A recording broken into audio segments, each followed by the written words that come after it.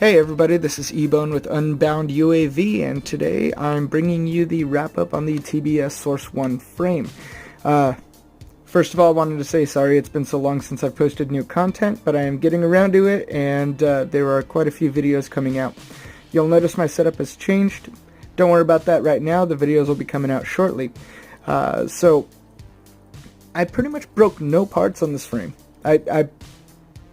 I broke nothing that was mounted in this frame, and I was amazed. And I only broke one thing on this frame. However, it was a very, very rare circumstance. I was over at MultiGP, busted through my racing quad, so I went ahead and threw up my Acro quad as the backup. And I ended up actually getting caught dangling from the top of a race gate and had a racer plow right into me at full speed.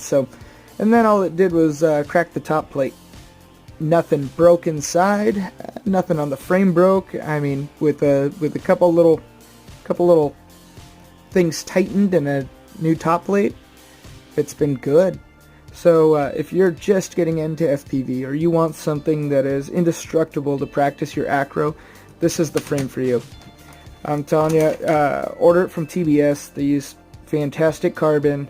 It's not crappy, it's cut the right way, it's not going to break on you, and you get it, you're not going to regret it, because I mean, I kept a spare frame around and I'm surprised I haven't needed more parts.